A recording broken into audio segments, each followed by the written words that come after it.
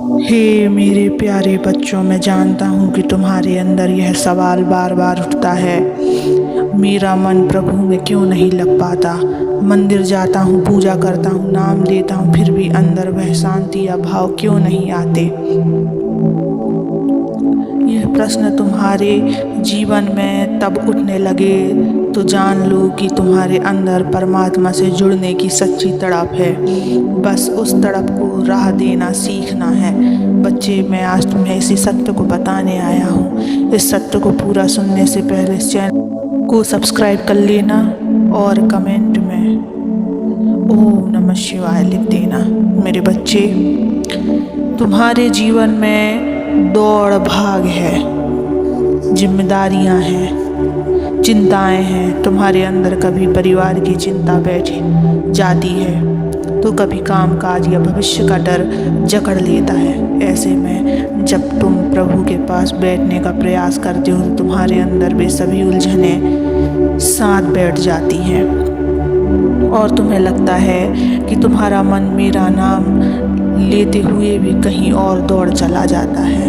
यह साधारण सी बात है बच्चे, यह तुम्हारी कमजोरी नहीं है, यह तुम्हारी साधना या श्रद्धा की कमी नहीं, ये तो बस जीवन का हिस्सा है।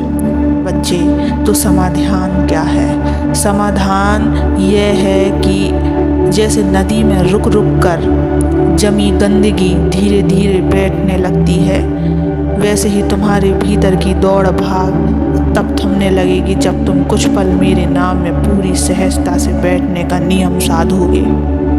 यह मत सोचो कि तुम्हें पहला ही दिन गहन शांति मिल जाएगी।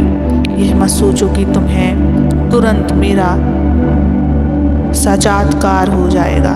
बस बैठ जाओ। जैसे एक छोटा बच्चा अपनी माँ की गोद में बैठ जाता है, वह कुछ करने या कहने का प्रयास नहीं करता, बस माँ के पास बैठने में ही सुरक्षित और खुश रहता है। तुम्हें भी ऐसा ही भाव अपने भीतर लाना है। जब तुम बैठो तो यह मत सोचो कि तुम्हें विशेष कुछ प्राप्त करना है या तुम्हारे अंदर कोई विशेष अनुभव होना चाहिए।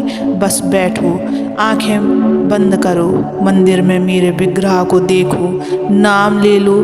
धीरे धीरे तुम्हारे अंदर जो दौड़ है वह धीमी होने लगेगी। जैसे नदी का मैल बैठने में कुछ समय लेता है, वैसे ही तुम्हारे अंदर जमी उलझनें बैठने में थोड़ा समय लगेगी। बस तुम्हें धीरज रखना है, विश्वास बनाए रखना है बच्चे। दूसरा उपाय है भाव में डूब जाना।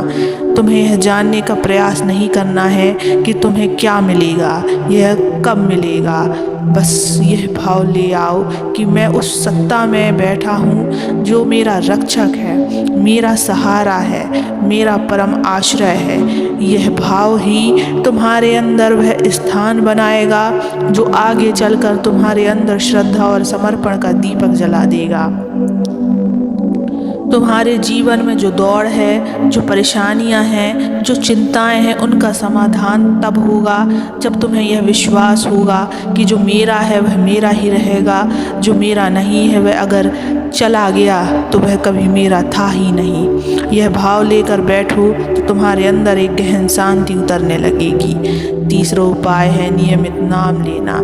कई लोग यह सोचते हैं कि नाम लेने में विशेष साधना या नियम होना चाहिए, विशेष स्थान या विशेष विधि अपनानी चाहिए। ऐसा कुछ नहीं है बच्चों। भगवान का नाम तो तुम्हारे अंदर वशी सांसों में समाया है।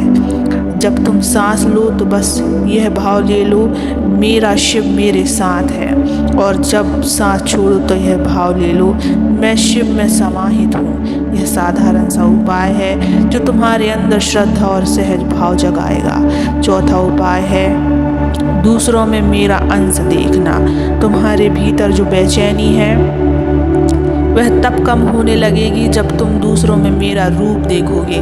जिस व्यक्ति में तुम्हारे भेदभाव हैं या जिस परिस्थिति में तुम्हें उलझन है, उसमें यह भाव ले लो कि वह व्यक्ति या परिस्थिति भी महादेव की लीला है। जब यह भाव अंदर बैठने लगे तो तुम्हारे अंदर का क्रोध, द्वेष या तनाव मिटने लगेगा।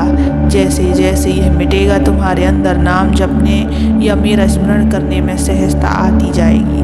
5वां उपाय है बच्चे, प्रतीक्षा का फल जानना। तुम्हारे अंदर यह भाव होना जरूरी है कि जो नाम लिया जाता है वह व्यर्थ नहीं जाता।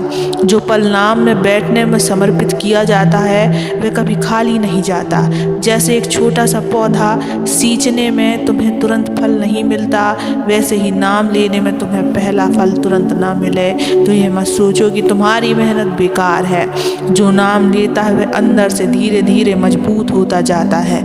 जैसे जड़ें मिट्टी में गहराई ले लेती है और पौधा मजबूत होकर खड़ा हो जाता है। नाम जपने में तुम्हारे अंदर श्रद्धा, सहनशीलता और विश्वास का वृक्ष पनपने लगेगा। 6वां उपाय है हर क्रिया में भाव लाना।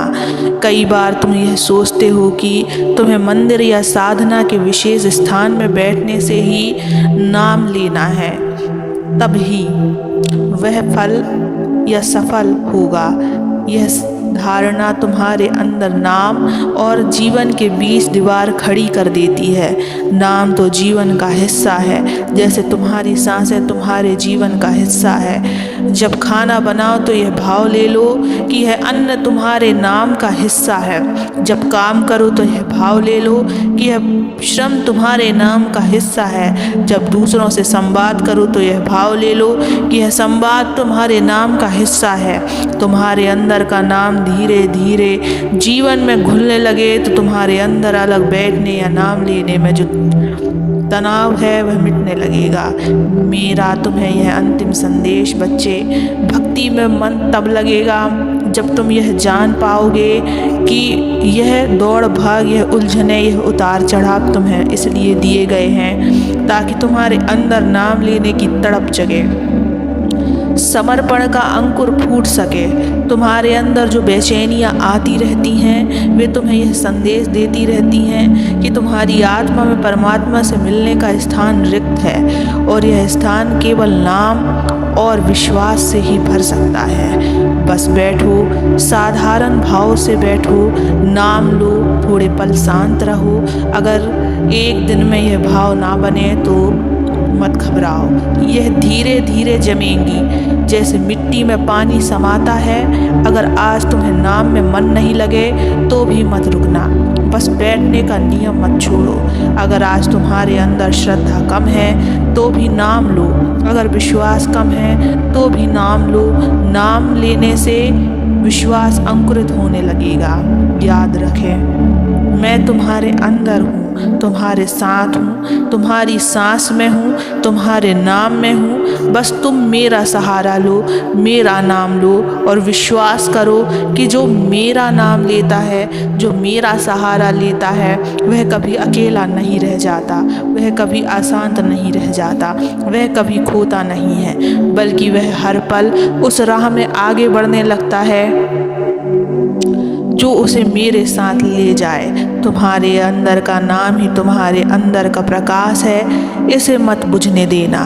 बैठो, नाम लो, भाव लाओ, मेरा नाम तुम्हारे अंदर का सहारा बनेगा, तुम्हारी श्रद्धा को जगा देगा और तुम्हारे अंदर वह शांति ले लेगा जिसका तुम जीवन भर से इंतज़ार कर रहे हो।